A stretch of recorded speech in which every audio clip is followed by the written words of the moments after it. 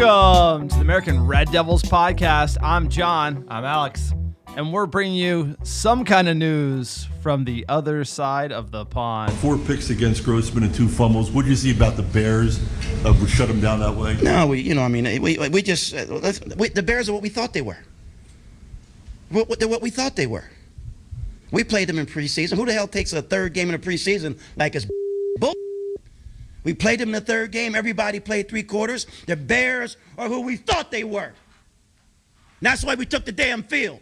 Now, if you want to crown them, then crown their ass. But they are who we thought they were. And we let them off the hook. Thanks, Coach. Woo, sir. How we doing? Thanks, Coach. That sets the mood all right. Historic day, not in the good way. 7-0 drubbing at the hands of the Scouse Bastards at Anfield. Almost can't believe it coming out of my mouth, but just one of those days you want to forget as soon as possible.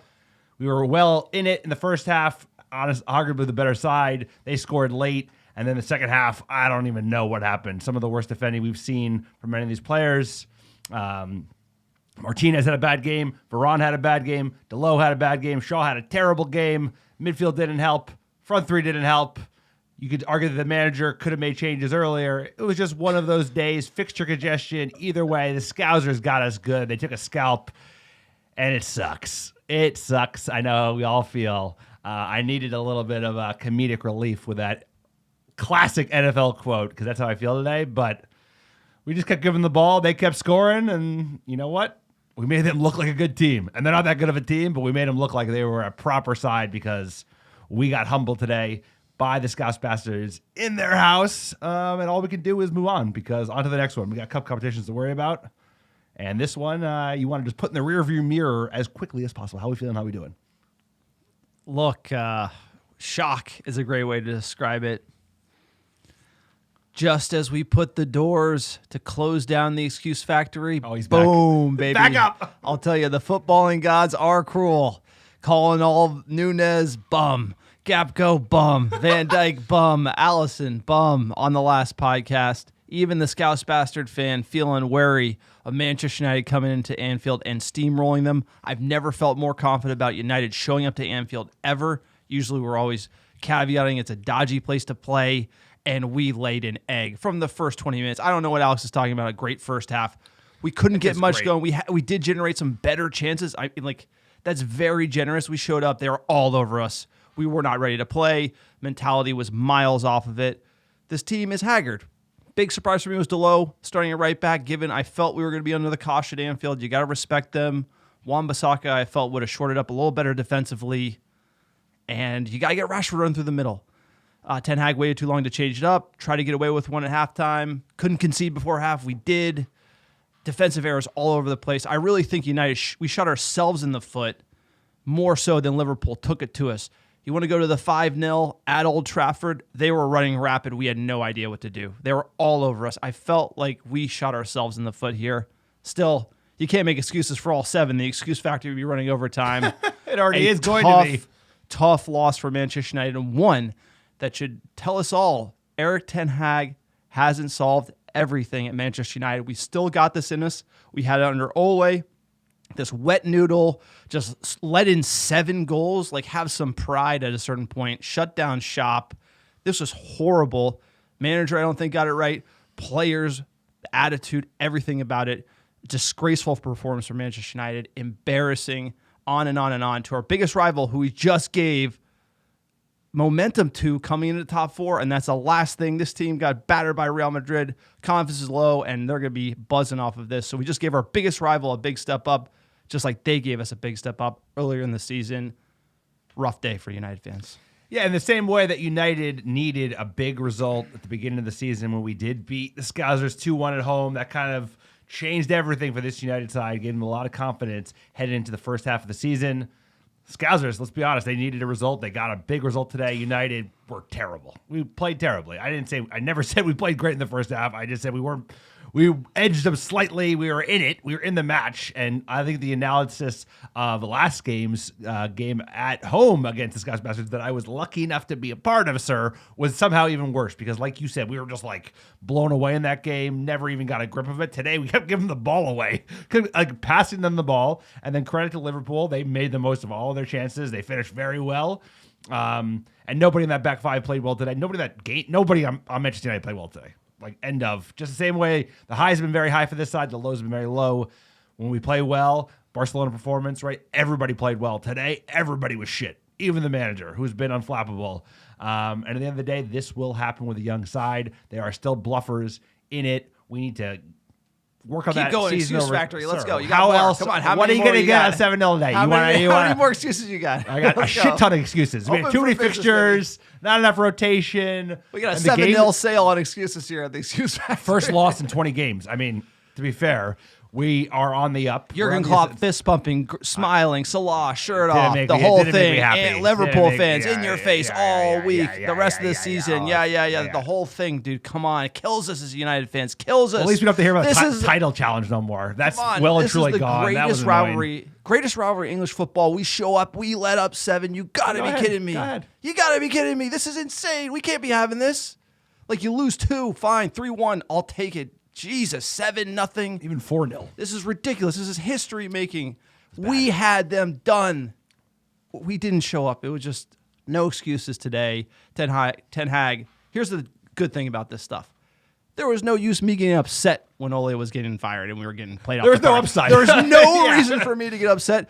I'm upset because I expect better out of this team, and I know Eric Ten Hag expects better out of his players. I can't criticize the manager. He got 20 right. He didn't make a wrong sub True. the entire time. It's The incredible. 11 he got away with everything, changed it perfectly. He's going to get one wrong. I think today was that. But at the end of the day, the players should 11-7. So they're going to be running, and Ten Hag's going to be making them watch the highlights over and over and over again. You know, he's going to use this as fuel, hopefully, to spur us on to finish in top 4, win another trophy. So it's a little bit of a Patriots on to Cincinnati moment. You just got to take your medicine. This is going to get Ten Hag fired up. It's going to get the boys back to business.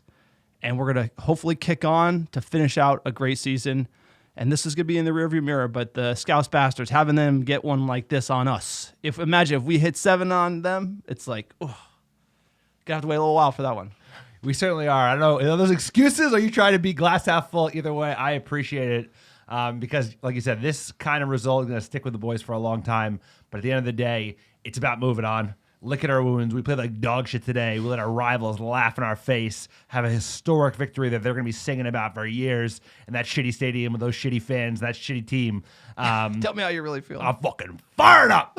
I was so fired up. I was like, you know what? I was like feeding my kid lunch, and I was like, I'm over it. Whatever. And then I had to pull up at your house. I came over, brought my kid over. We watched together, and my kid was running riot like Mo Salah on us today. And I was like, I'm not going through all 7 goals. You're like, we're going through all 7 goals. And I think it's something cathartic about it when we do it. But Jesus Christ, we gave some terrible goals to this Liverpool side. We're going to go through all 7. That's why I'm fired up again. And like you said, it was like there was no hope when I went foolishly to Manchester United last October, 2 Octobers now, to see United get blown out in what should have been Ole's last game as manager of this club, because you knew they were never going to be in the game. But today, dude, we were in better form. I think we still have a better 11, and we played like dog shit. And we gave our rivals something that's, like you said, it's going to give momentum. They're not in any cups left, right? They're not going to turn the tide against Real Madrid, and they're out of everything else. But this will propel them into the top 4 most likely, and it's going to come a knife fight because Tyler Rice, thank Christ, that shit's over. We stopped talking about that and the quadruple. But now it's going to be a knife fight at the top 4 for the rest of the season. We're in a good position, but like, it's how much does this drag you down in terms of confidence, momentum, and the like? We have games where we can turn the tide. Betis, Southampton, that's pretty good. What you'd want, right? It's not like we're playing Chelsea next weekend. So Betis at home, by the way. Exactly. Even better. You don't have to go play in Spain with Spanish referee, Spanish fans. So this is a tough one. This is a tough pill to swallow. And you know what? Players let their manager down today. I think at the end of the day, it's like manager didn't get it all right today, but the players put in some shameful performances. After what we've seen all year, I think that's the drop-off is so immense that it's like, it was like sucking out a battery for 90 minutes, bro. This game was like brutal. Historic L's. There's not enough. Historic L's. Stacking those. Trying to eat historic L's. There's no amount of salt. There's no amount of ketchup or barbecue sauce or excuses you can stack up on it to eat it. I mean, this is just one. You just got to take your medicine, take your pod therapy. Here we go. Quick PSA for the podcast. You like the American Red Devils and the Muppet Takes? Please support us on Patreon, patreon.com/American Red Devils. We don't have any sponsors on the pod. We decided to go the direct fan support route. If you believe in us and you believe in independent fan content, please support us. We do a behind-the-scenes episode every single month, so you get a ton of benefits. Also, check out our website at AmericanRedDevils.com. Fan blog content on there. Check out our merch, AmericanRedDevils.store. Pins, shirts, beanies, hats, scarves, you name it. Everything you buy supports the small-time operation in the bunker. Tell them about iTunes reviews. iTunes reviews or 5-star reviews, wherever you listen, is a great way to support the pod. It helps us get found organically, and even better, we're still doing a free giveaway, sirs and lasses, whoever's listening. All you have to do is write a 5-star review wherever you listen, ideally on Spotify or iTunes, and send a screenshot to AmericanRedDevils@gmail.com with your mailing address, and I will personally pick, pack, and ship a free American Red Devil design Glazer Out scarf. Send it right to your door anywhere in the world. All you have to do is write those reviews. Here's a great one from Lucas23. Simply the best. Praise the Old Trafford gods for the American Red Devils. As a fellow American, it's been refreshing to listen to a podcast about Manchester United from an American perspective. Love the Muppet Talk, and glad to know I'm not alone in my love for the Red Devils on this side of the pond. Glory, glory, American Red Devils. Thank you for everyone who's been writing 5-star reviews. Unlike today, which was not a 5-star performance, so get into it. Get it! Get it! I'll tell you, the pod's been through a lot of ups and downs, and last season, there was just no hope. we were potting like that, like Rangnick coming in, like lost, This ain't that bad. Compared to that, this like, ain't that bad. Like Ralph Rangnick just like slaying the boys, and again, open heart surgery. And again, we didn't show up. Why didn't they show up? I don't know. Excuse Factory ran out of gas last year. So at least we're angry about this one. It's a different vibe here on the pod in 2023. That's right. Scouse Bastards 7, Manchester United 0. We could have at least got one. That would have helped a little bit. We played at the shitbox. Let's get into that lineup. De Gea, number 1 in net. Luke Shaw, Martinez, Varane, Delo on the back line. Fred, Casemiro, midfield. Bruno playing number 10. Rashford on the left. Wout Weghorst up top. Anthony on the right. What'd you make of this 11? No big surprises here. Varane was the one we had to keep an eye on because apparently he was like a late fitness test because he had an injury, but otherwise this is the 11 you expected. I'm sure many of us didn't want to see Wout start again. Maybe we hope to see Rashford and go for pace with either Garnacho or Sancho on the left. That was not what the manager wanted to do. And either way, this 11 has beaten some good sides, sir. Won the cup final, so you would think they would be able to show up against the biggest rivals. This is the biggest rivalry in English football. End of. Absolutely. And you look at Martinez and Varane, that gives me lots of confidence. Shaw gives me confidence. Even Fred Casemiro. I was a little concerned about Delo. Given he didn't perform great against Newcastle and he's coming back from injury, I haven't seen him look his old self the way he started the season. And Wan-Bissaka just looked like a beast coming into the Newcastle game, or the West Ham game, setting the tone.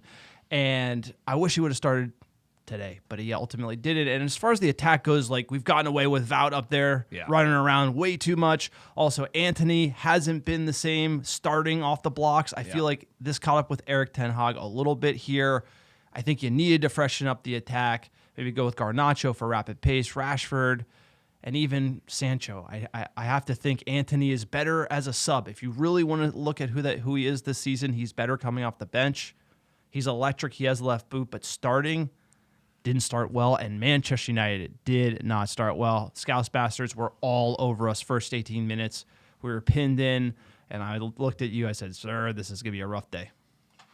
Yeah, they had a lot of the ball. We couldn't pass through, but they didn't have a lot of end product. They weren't creating a lot of chances until we started just giving them the ball for fun, like the 43rd minute on. But it was definitely advantage Scousers. First 20 minutes for sure. They had all the possession, picking it around, but I thought United looked dangerous when we would go forward in that first half. But, if we had taken a little bit more of these opportunities, maybe the excuse factor wouldn't be running as hot today as it likely is to be.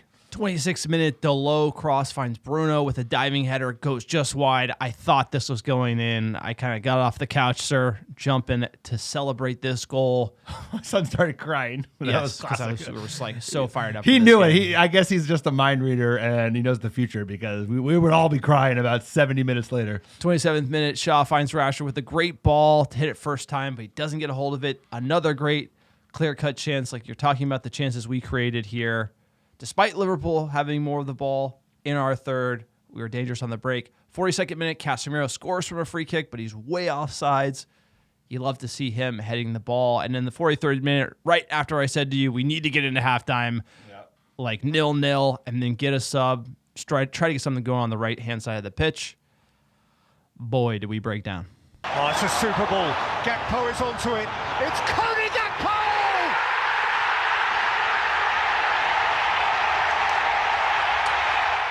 Call that guy a bum. Yeah, he did. In this game. In this game, he's not good. Honestly, this is not bad. Delo pushes up. Fred's got to mark him. Doesn't. Classic Fred gets turned out. Then Varane has a chance on Gakpo. Should try to usher him out of bounds. Takes a bad angle. Gakpo cuts it inside. Beats him. We beat ourselves here defensively. You make this many defensive errors. He has a free shot on goal in the box. He's going to score it. I mean, this is just horrid defending. Fred in no man's land. Delo in no man's land. Varane Yeah, bites. Delo not playing the ball. Fred not playing the man. And then Varane has a chance and just gets beat bad. It's And beat then, like Lindelof or Harry Maguire. it was just such... We played like shit. It's a This is horrid... terrible. It's a really bad goal to give away. Like you said, their end product didn't have much, but I feel for some reason we were sleeping at the wheel today. Going to halftime, you're like, all right, it's a goal, but what we saw in the first half, like everything going through the right hand of the pitch, Delo giving it away, that he did not play well. Antony stalling the attack, slowing things down, not able to either beat a man. He was 0 for 5 for take-ons. He was 0 for 5 on crosses. If you're the winger for Manchester United and you cost more than 80 million pounds, those are not good numbers. No, and I think the most frustrating thing for Antony is like United had some chances, especially in the first half on the break, and every time he gets the ball, he slows it down. And this is not a new thing in this game. It's just that like he doesn't have that kind of one-on-one pace that you would like to see out of a winger, or that you often see out of wingers in the Premier League because it's such a speed-based league. And that's frustrating. It's really frustrating. And you know what? Nobody was good today, and he wasn't good today. So there you go. Absolutely. I felt like you had to go. You didn't need to Halftime hook sub. I thought it Anthony, was but halftime you subs, though. needed to put Delo. Wan-Bissaka in there.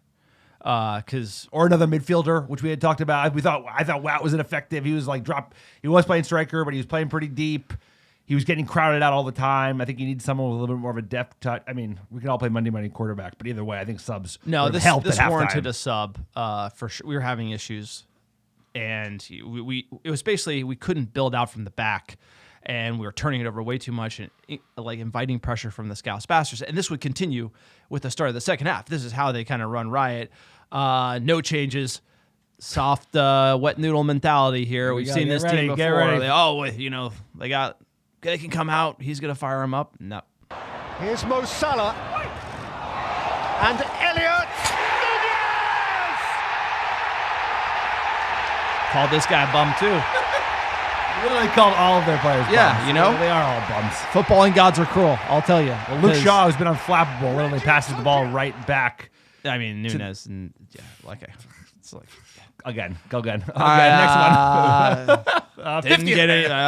it. You thought it was bad. 2 goals. All right, we're gonna score 2. We're gonna draw. We're in this. Don't worry, we're still We're in in it. Don't worry. this. 3 minutes later, nah, you're not in it. He sat him down. It's Gakpo.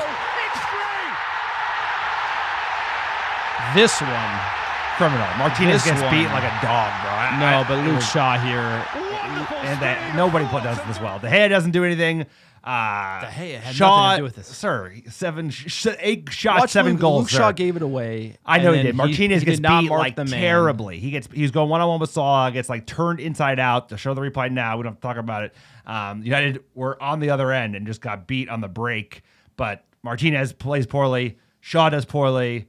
and they score another goal at a tight angle. So they're really eking out XG, 3 XG, 7 goals. That's how it goes sometimes. Look at Luke Shaw. Just like Gapco's running he's running into the box unmarked. Luke Shaw's in no man's land doing nothing. And then he gives the ball away in this next goal, which we're going to get into really quickly here it comes because real it's literally quick. like 10 minutes later. Salah just like rockets off the underbar, like exactly what I need. Goes right to him. Casemiro gives it away. When Casemiro's having a bad game, like your best player of the season.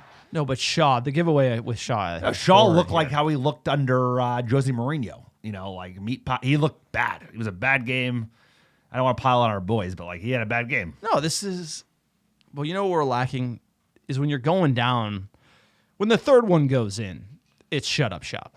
That 100,000,000%. Like whoever the captain on the field is like, bro, we're not gonna get like annihilated today. Like we just gotta like put something together and not let in more goals at 3-0. Like 3-0, you're thinking like just embarrassment.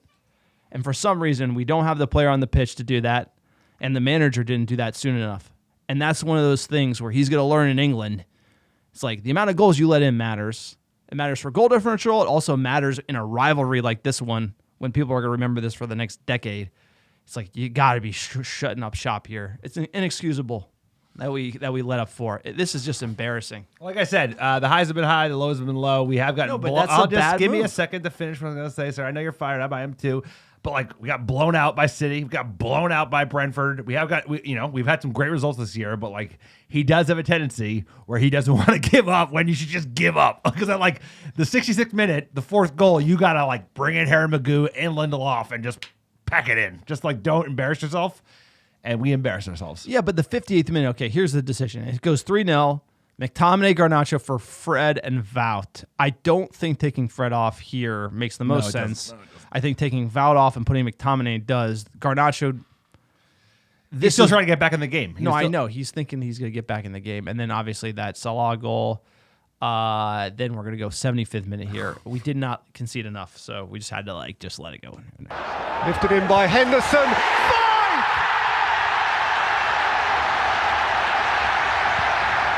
Yeah, but you watch this replay back, it's like every player head down. Every player head down. Like nobody's picking people up. That's the issue. That's the problem we have here. You see everyone put their head down. You can't have that. 5-5 at Anfield, you're just going to hide. It was just, we gave up. You can't give up.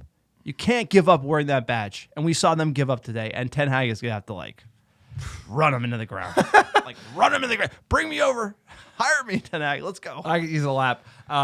Yeah, they hid. They played like baby bitch FC, like soft players. We let them just like embarrass us every time we gave them the ball. We gave them the ball. If you like rewatch all 7 goals and not just the last 5 seconds before they score, we're handing them the ball. And if we handed them the ball once, we hand it to them again. Like we're giving them multiple bites of the apple, and they are just taking advantage of it. So it's United just shooting themselves in the foot over and over and over again, and then sit at the same time hiding away, cowering. You don't like to see it. Everybody let themselves down today. Everybody let Manchester United down today. Let's get into letting Manchester United down some more. So we're not done. 78th minute sub. Sabitzer, Malacia, and Casemiro for Casemiro and Martinez. And then 83rd minute. This is another goal, sir. 6. Firmino. Like, what is that? Second time he's done that in that game. Okay, first of all, I'm going to blame Luke Shaw for making me have to look at shirtless Mohamed Salah because that was the weakest clearance I've ever seen. He did it twice in the game. That was a low energy, like, He had a terrible game. I'm telling you, Ba-da-ba-ba. he had the worst game he's had for United in years. And many of these players. By the way, Salah yoked. Yeah. Doesn't look like he'd be that He's yoked, yoked, but bro. he's He yoked. looks like It's Ronaldo. thanks for letting me know, Luke Shaw. I appreciate you. He's like, yoked. thank you. Like Very that good. killed me. Okay, one more. 89th One minute. more. Here we go. Salah's rolled it in. The hands got to be better. That angle. Like there's no angle. You know, I'm not gonna blame him for any of the other goals, but that goal, you got to do better. What was that, Mario? Dun, dun, dun, dun, dun, dun, dun. I was thinking we'd play like the circus music because this got circus-esque at the end. Dun, dun, dun, dun. Yeah, It's over. Game over. Womp, womp. Manchester United lost 7-0. I can't believe it. Even watching it, it's unbelievable. It really. I'm like in. I'm like angry and then I'm like in disbelief at the same time. I'm just so 8 shots to target, 7 I goals. don't know what to do. Like a tough loss at Anfield, like 3-1. Get through it. On to the But next like one. 7-0. Like that is. But hey, I'm gonna excuse factory. I still got some juice in this fucking factory. Last year 9-0 on aggregate. Okay, we lost to them this year. What was it? No, I agree. 8-2 on aggregate. One of them got blown out in the other. Like I agree. But 4-0 Brentford. We hadn't like. I know. You know, we're in third place. We already won a cup. We're in 2 more. I get it. Just relax with the excuse factory. Well, where do you want? You want to hear us to talk how terrible this team is for 90 minutes? No, but 7. There is something about this rivalry that you have to say that there is like a little bit of a meanness to it, and it seems to have like gone away. Like Malacia coming on smiling, Anthony hugging up like the Scouse Bastard players, Varane trying to get the players to clap for the fans. Well, that's like you want to that's see that. not a good look, you know, at the end of the day. This is a fierce rivalry. The fans demand a certain level of energy and performance, and the players might be just missing that connection with this club and what this means to the fans, because this didn't feel like Manchester United versus Liverpool, and it just felt like an embarrassment on all fronts. And I think the manager needs to kind of get him in line a little bit. I do feel like this is a behavior we've seen with this team. We lack the leadership on the pitch to kind of shore it up, turn it around, get everyone. It's just holding the heads low and losing big. That is not a good trait for a team to have. And Ten Hag has to get it out of here because it still exists. We thought it was gone. It exists in spades. He's been working miracles, but it's not going to happen overnight. Like you said, there's going to be legacy guck in this engine, and we saw it today. You saw players cower under the big moment, like you said. Like when you go down by 3-4, you got to hold that line because 4-0 happens in football. 7-0, it happens, but it becomes a famous fucking result that you don't want when you're on the end of it. Even 5-0 at home, it smells different, this kind of game. And the boys cowered. It's like even the boys that have been in fucking leaders in Varane and Casemiro and Bruno, they all just melted under the pressure today. There was no dogs. We had no. We looked like a bunch of puppies getting run over by. No one was put in a serious challenge. terrible. No one was put in on them. Like It was bad. it was rough, and one that we just got to get through. stats: 18 shots to the Scouse Bastards, 8 to Manchester United, 8 on target. They scored 7 of 8. That's on incredible, target. bro. Shots on target for United 4, possession 61% of the ball to our 39. The Scouse Bastards record their biggest ever competitive win against Manchester United, 7-0, surpassing their previous best, which was set back in October 1895. That's a long time ago, sir. That's a record-setting L. Manchester United's 7-0 defeat was the heaviest of Erik ten Hag's. Of course, we know that. Today being the entire managerial career, not just Manchester United. He's coached 481 games, never lost that bad. All right, the next one just sucks too. So I'm not going to. They all suck. Of course they suck. What does this mean for the table? Essentially, and another add to the L. Like Arsenal get the late winner. Like that was just absurd. 8 minutes of extra time. Like come on, fucking hell. That was like they had 6 minutes. Where they get 6 minutes, then they get a minute in stoppage time. A minute and a half. It's unbelievable. It feels like the fix is in. Arsenal are going to get all the calls going to the title here. They played 26. Now it's my top 4. So give us the top 4 context. 63 points. Shitty, 26, 58 points. United, 25 game in hand, 49 points. Tottenham, 45 points. Scouse Bastards, 42 points. We're even on games as Liverpool. With 7-point advantage, which is a real advantage. It is a real advantage, but we got to keep third place firmly and have Liverpool and the Spurs and to a lesser extent Newcastle fighting out for that 4th spot. We cannot lose a grip and let 3 and 4 just be up for grabs. So that's why we got to steady the ship. That's why we got to get things going against Betis, and we really got to beat up Southampton, who are like dire, and we cannot let form fall then. We have to get the big 3 points in the league to get this battery. I'm telling you, battery acid. It was like sucking on a D battery for 45 minutes in the second half. It was brutal. Look, this is a little bit of medicine. Quadruple was being talked about. Are you kidding? Like that's insane. Look, I wasn't a quadruple Muppet. I was a You were a title Muppet. I said we are in a title race Muppet. I never said we are going to win the title. I said I wanted to be in a race. We could have been in a race. We drew Arsenal, beat them, Crystal Palace, etc. A lot of opportunities, and this one as well. You talk about a draw. We're probably in a better spot. given we lost today, I am saying there has not been a title race. We were close to it, but there is not a title race. There is a race for top 4 that is heating up, and we just gave our rival a huge jar of mojo that they're going to be drinking in. But that I actually think they're not that great. They're not. As how crazy as this sounds, I just don't think they're that good. I think we played that bad.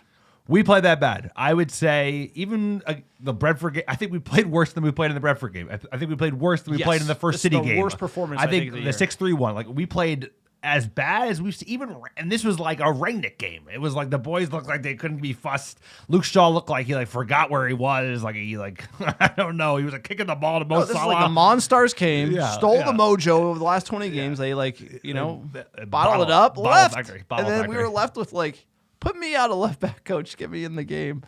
But you know what? What do we know? Let's check in with the man. I don't think he's happy about this. He hasn't been happy when we were winning, by the way. I'm just going to let you know. Let's see what Erik ten Hag has to say. The result is quite obvious. It's unprofessional. But I think it's a huge difference. In Brentford, we were 4-0 down at halftime, so we started the game very bad. Today, first half, I think we were the better team. And first half, we created the better chances. And we had 2 one-on-ones with the goalie. And they hadn't. And then before halftime, we make one mistake, organization, and we concede a goal. So I think, we were in the game. And so it was really a surprise for me that we, after halftime, so quickly gave the game away. First 2 goals, 2 defensive transition moments. First was a turnover, second was a counter. And we make such bad decisions in matter of decisions on the ball. That was in the first one, obviously. But then how we anticipate, how we conceded goal is really annoying. And then the third was a counter, and also so unprofessional about decisions, not following in, then running in, moving forward, giving the space away in the back in the midfield, not tracking back, and especially that one, not tracking back. And then it's 3-0, then it's the game lost. But I think Ten Hag is hurting. He's saying that it's 3-0. This is the 7-0, 5-0, 8-0. Ten Hag, he says unprofessional, not tracking back. Antony did not track back. Bruno Fernandes did not track back. A lot of people were not doing their job, and it's a do your job type of mentality. And there's gonna be a lot of footage that this manager is gonna pull up and make people run. He said you had to suffer for a result. I was inspired what the manager had to say. So was I. He had the right tone. He did everything. I would say the 11, that's an A, 11, and the players had an F. So he's got to figure it out. This is going to be interesting to see how we react. But I'm going to say one thing I wanted to talk about was that Bruno was one of those head-dropping, not running back players, and he's been in a lot of these teams that have lost big like this, and everyone's saying he's captain of Manchester United. I just think the captain of Manchester United does not do those things. I like Bruno Fernandes. He is one of the best players on our team, but a captain doesn't necessarily have to be one of the most talented players. And if I were to give a little bit of criticism, no, I don't in no way, shape, or form, just I don't like Bruno Fernandes, just a comment and observation. And the captaincy of Manchester United, I hold, sir, I put on a pedestal. I know, and you're caveating because I'm such a big Bruno Fernandes fan. Obviously, Magoo. I know, but you're worse. making a good dude. He did not drape himself in glory today. He played really badly. He showed some of the worst Bruno tendencies, which we all don't like to see. He nudged one of the linesmen, which you don't want to see. He shrugged off the game. He was giving up fight, but the whole team was to a certain extent. But I agree, the captain's supposed to be keeping that flag flying. But the boy's been run ragged, bro. It's he hasn't gotten a blow in 2 months. He has had a game every 3 days. He's the only one that's played every single game, probably other than De Gea. And he did not uphold the captaincy of Manchester United with pride today. He didn't do himself any favors, but when we're good, he's good. When we're shit, he was shit. So it's we go with the team. If Casemiro had a bad game, his worst game in a Manchester United kit, and we were shit. So everybody was shit. And Bruno was shit, and he was a shit captain today. But I believe in the man. And you know what? Nothing like some Hans and Franz to get the blood pumping. No, I mean, he can learn, for the record, but it's just He's whinge-less. His whinging's getting better. Emotional stability. He's emotional. He's Latin. And trying to... Iberian. We run hot. I got some Iberian blood. We run hot. Speaking of Iberian techno remixes, we got the Europa League. Bring on Real Betis. Let's go.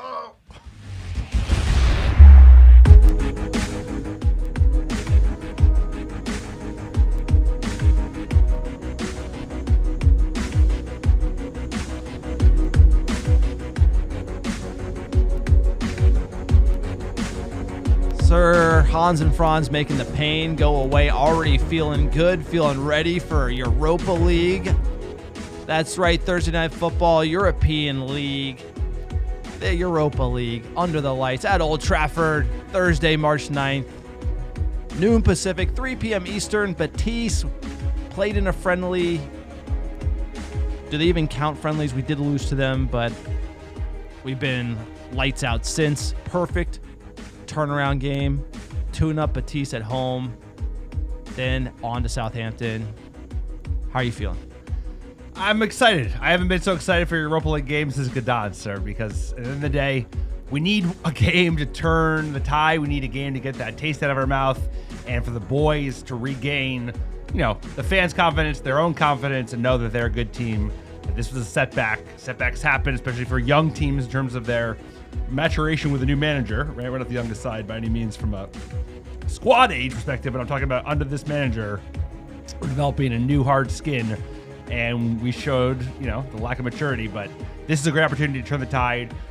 They're going to be a tricky opponent, La Liga sides. They're tricky, right? They play technical, but they lean into every foul. They're going to try and slow the game down. Europa League refs, they're a laugh riot. They could be all over the place. So it's a good opportunity for us to get a result because we need a result. It's your Europa League.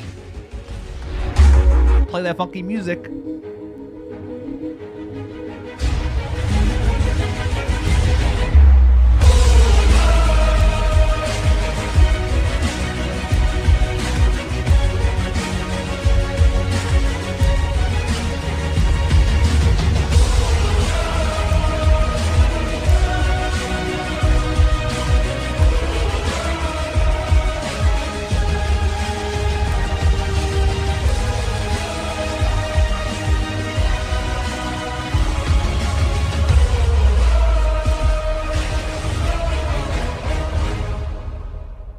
All right, Real Betis coming into the game. What a song, by the way. Already feeling better.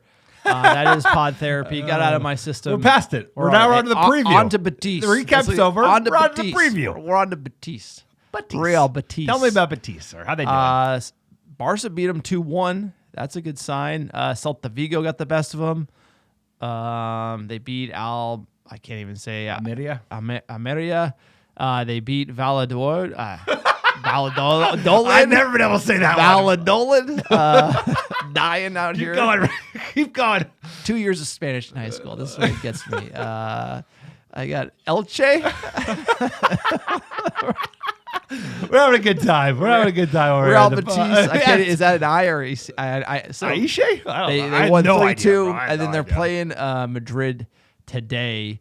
The most exciting thing about Real Betis is they did get 2 red cards in those games we just discussed. So somebody is salty on their team. And Real Betis, known as Betis, is a Spanish professional football club based in Seville, in Andalusia, sir. The nice southern region of Spain. Founded in 1907, it plays in La Liga. It holds its home games at Estadio Benito Villamarin in the south of the city with a 60,000 seat capacity.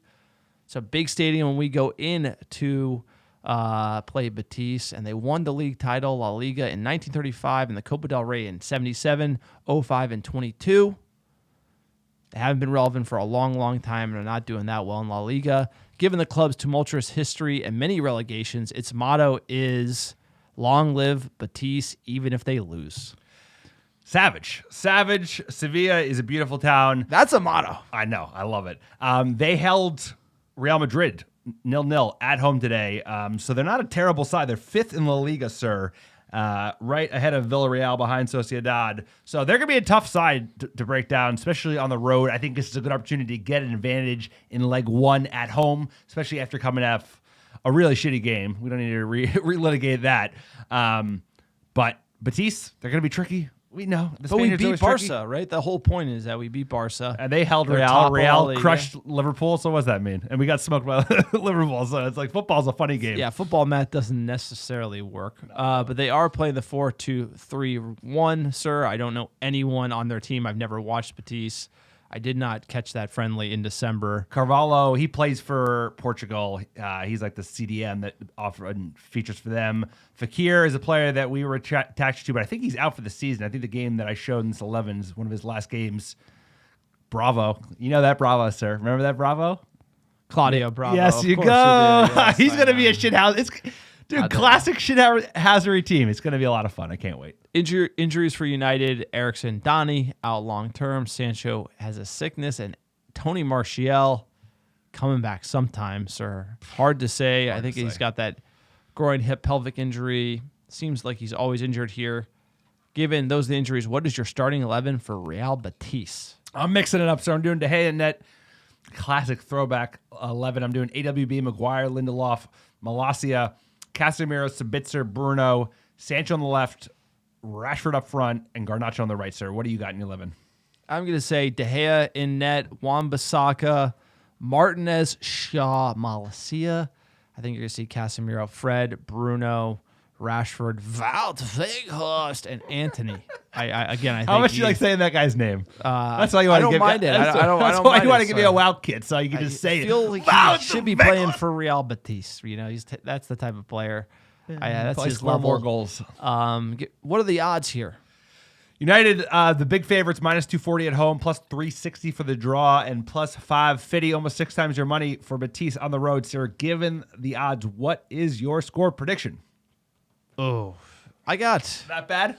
1-1. Yeah, I think it's gonna be like boring, annoying, frustrating. I think United have a big turnaround. I don't think they're gonna bounce back right away. That was a huge defeat. Ten Hag's gonna have to sort that out. It's going to take more than a week for that, but hopefully by Southampton we get it straight. But this is going to be a tough one. Ugly. I tend to agree. I think it's going to be a 0-0 draw. They frustrate the hell out of us, so we have to go and get a result on the road in Sevilla, which is going to be a tough atmosphere, as you can imagine. Another great away day for the United Reds, though. They're going to be getting fired up in Andalusia, having a good time. That'll be a great Sevilla's got some great plazas, and the weather is usually warm, even in March, so that'll be a fun one. All right, sir, let's get into some news.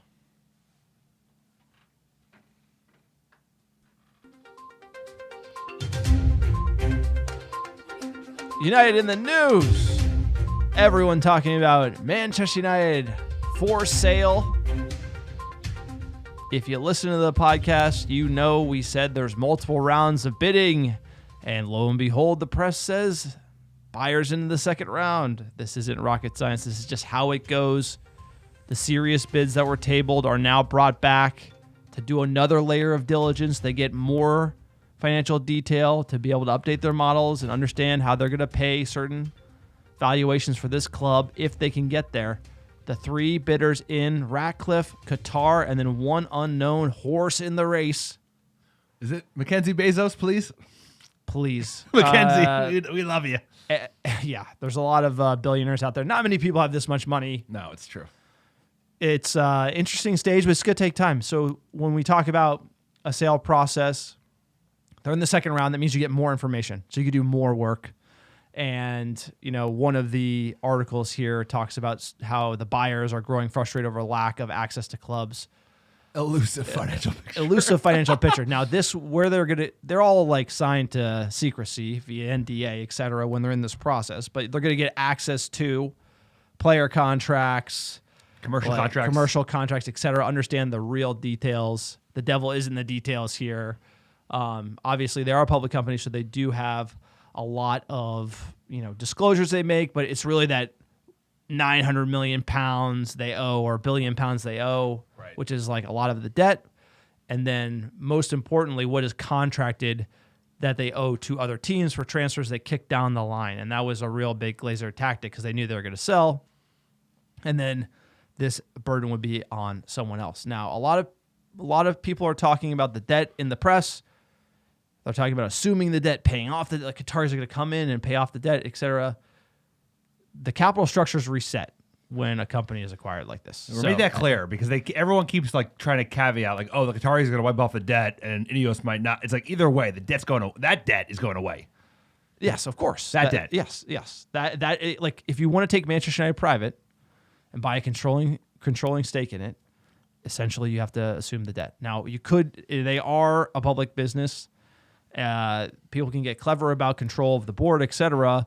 But since the Glazers own the Class B shares, that says that if they own one of them, then they control the board and the 66% to change a control majority. So therefore, you actually have to buy all of the stock, which is buying out every single Glazer, and then obviously the retail stock that's offered on the New York Stock Exchange. So it's going to be wiped out. It's going to be a whole new ownership structure. So that is just always going to happen in a sale process. What's really interesting is how long this is going to take. Like I said, 2 months. A lot of people got to go through a lot of documents, run a lot of numbers. They could do it in a month, maybe a month and a half to get to the next round, but this is just going to take time. So, yeah, you could talk 2 months, you know the buyer. 2 months, it's announced. Month and a half, if they're working really hard, which I'm sure they are. But that's how far away we are. This is going to be, we're going to be like drip, drip, drip for the next couple of months. It's like Exactly. every couple of weeks, there'll be a pseudo development that's really not a development at all. Just the process moving along. Same people. There could be, they're saying there's 3, but like even then, do we really know? Because this is all just kind of what the journals are getting. It's not like the Rain Group and the Glazers are going out and making an announcement every 2 weeks about what's happening in the process. But it's moving along. At least they hadn't shut it down and all the offers were so low that they just like kiboshed the process altogether.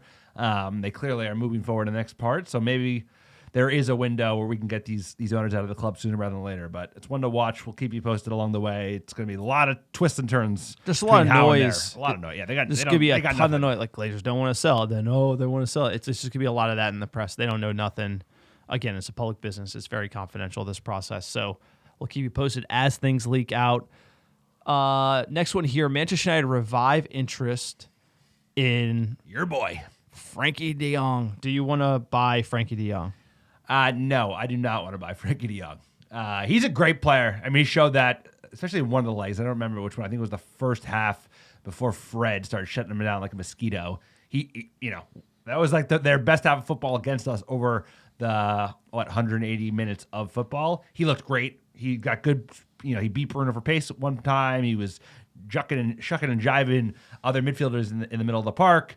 He's obviously got a pass on him, but I feel like, I don't know, Barca don't like to sell players to us, and they're going to look for top dollar because apparently they've been told that they need to move out like 170 million pounds of transfer money or of player sales in order to make acquisitions in the summer. So like they're going to be motivated to sell, but they're going to be motivated to sell at top dollar. He also 50 million. His wife talks a lot of shit. It's just like, do we want him? I know the manager wants them. He's wanted them for a while, and to be honest, Casemiro, Frankie de Jong, and Bruno Fernandes is a hell of a midfield. Well, and you have Eric. You got to bring someone who's long-term replacement for Eriksen. Eriksen's stopgap for 2 years. Obviously, he could probably do more than that, but you got to find the replacement now. And it is Frankie de Jong. I don't like Frankie de Jong. I don't like all the drama. I don't like all the BS, like the GF and like making fun of Manchester, which is just like we've had that happen way too many times. So many wags and do it that. hurts my feelings. Yeah, so many wags like even shit though on I'm not Manchester. from there. It's still just like one of those things where it's just like people don't like. There's a certain type of dog that we would attract. Like Casemiro is a dog because he wants to come to the greatest club of all time and win. He doesn't care about the weather, doesn't care about the shopping, doesn't care about all this stuff. But apparently Frankie de Jong cares about that. Like, good luck. Barcelona's probably nicer to live in than Manchester, not going to lie. Probably. But at the end of the day, it's like, do you want to be known as one of the greatest of all time? To do it for the greatest of all time. That is Manchester United being the greatest club of all time, sir. There's no dispute of that. No, without a doubt. Without a doubt. He would look great in red. He would be a great player for this team. If we could pull it off, but it's like it was such a mess last summer. Obviously, you don't go back for the girl that don't want you. I agree. You don't go back for the girl that don't want you. That's the best analogy I could come up with, which is like don't. she rejected us last year. Well, you think things are going to change because we've gotten a little like, fitter. You might have we got a worked better out, job. Dropped 10 pounds. Yeah, we dropped some weight. Like we got a new job. We got a new She's car. still gonna kill you. She's still got high standards that we can't match. And you know what? It wasn't meant to be, probably. Because you're too thirsty. You said it. I did. You know, it's like you're too thirsty for Frankie De Jong. We want him I too agree. much. It's I like agree. you know, I it's agree. like we I can't agree. be too thirsty. You got to be like, there's other options. And another point from transfer strategy, Murtaugh, if you listen, it's like you don't telegraph one guy you want. I you know. telegraph like 5, nine, yeah, and then I you know. smoke screen them, and then boom, you buy somebody when their head is spinning. But I shouldn't have to tell him that. Next bit of news here: De Gea could earn a new contract. If he plays half of the games, he's going to pick up $250K a week. I think it's worth it. I think he should probably get all of it. I don't know. What are we talking about? Dropping De Gea? I don't like this dropping De Gea clause. Well, they have a provision that says he has to play at least half the games of a given season in order to meet this maximum wage, or else it drops below. And I think they're thinking ahead. Signed De Gea for what, 3-year deal? I would imagine what he's looking for. He's 32 years old, which in goalkeeping world, he's got plenty of legs left, right? Like they can play till late 30s. But I would like to eventually bring in a youngin in keeper that can learn under De Gea, can challenge De Gea in the cup games, come in for a Betis if he's good enough.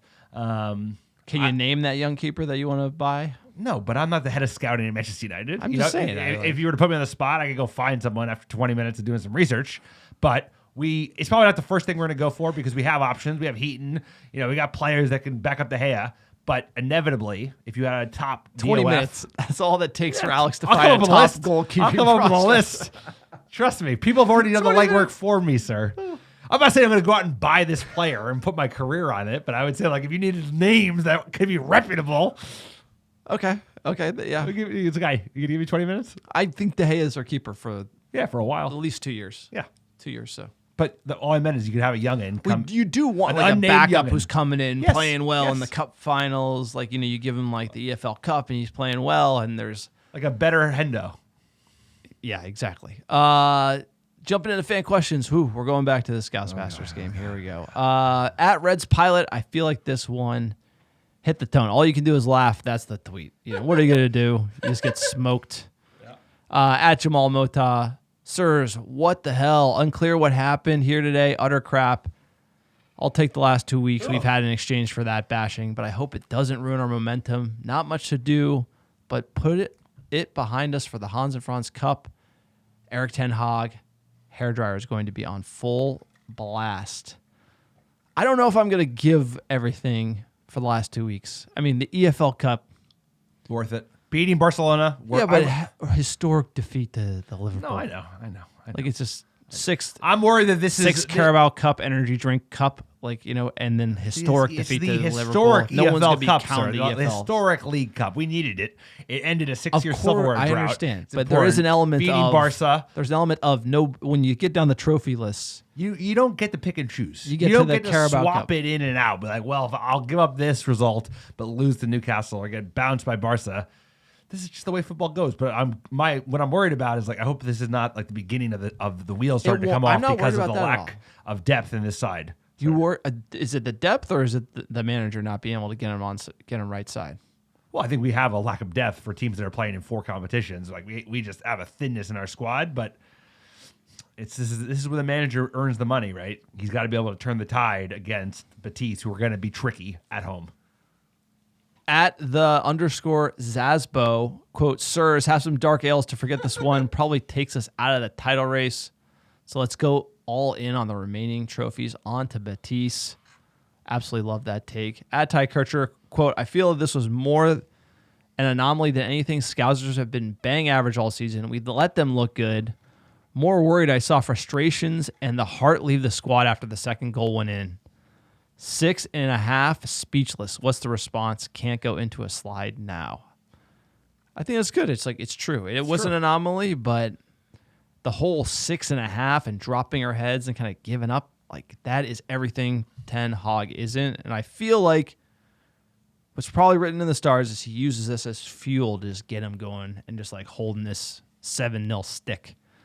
If I had imagined, he's like a mad Dutchman. He's got a stick and he writes 7-0 Liverpool, In and he blood. just like hits them with it. You know, like a He's probably angry doing printouts. teacher. Like, what would a coach do back in the day? They like print out Make the him result. watch it. And yeah, he's definitely going to make them watch it. But I would have printouts of like all the goals and put it in inside the training rooms because they need a reminder. We got to stop the bleeding now. Because like you said, it's not even the result. It's like the way we just hung our heads for those last 45 minutes. Shameful stuff. We're coming back to Liverpool. I was in a better mood, sir, until we get back into the fan questions. At Red Devil Woody, quote, there's going to be ups and there's going to be downs. This is a down. Rome was not built in a day. Let's back the manager and players. We support them, win, lose, or draw. How good are our fans, sir? How good? How reasonable of a tweet is that? Thank you, Woody. It's a reasonable tweet after a horrific defeat. Yeah, nice rhyme. All right. Okay, last one here. At Tweet Sauce. Number one, Solness is a clown. Graham Sonus is a clown and hard to listen to. Number two, Rashford needs to be wide. Number three, it's hard, but that's a throwaway game. Every ball fell to a scouse foot or ponytail. If Ten Hag has it like we think, they march on to top four, make a run at the FA and Europa League, and forget it. There you go. That's right. It's like, and that's the thing. It's like we've seen this. It's inexcusable. It's unprofessional, but he's going to use this to get them at another level, right? Because all managers ultimately need to find something to motivate their players, and it's just going to take a little bit of time. We don't have time, but let's hope we turn around against Betis. If you like the American Red Devils, that was it. That was the podcast, the ups and downs. Hashtag pod therapy. We made it. Let's hope we're talking about a win over Betis next time we talk. If you want to support us, check out our Patreon page, patreon.com/AmericaRedDevils, our website, AmericaRedDevils.com. Store is awesome. Please check it out, AmericaRedDevils.store. Great prices. Everything you buy supports us and this podcast, keeping it ad-free. So give us our top 10 downloads last 7 days. Ad-free is the way to be, sir. Number one, how you doing? London, England. We'll be there soon. New York, Chicago, Illinois, LA, California, Dublin, Ireland, San Francisco, California, Dallas, Texas, Melbourne, Australia, Washington, D.C., and last but not least, Oslo, Norway. Appreciate all the American Devils listening week in, week out. Always darkest for the dawn. It was a rough pill to swallow, sir, but we got one thing on the Scousers. We still got 20. They ain't winning no 20 this year. So have a great week, everybody. Get that awful result out of our taste buds and onto Betis on the weeks. 20 times. Here we go.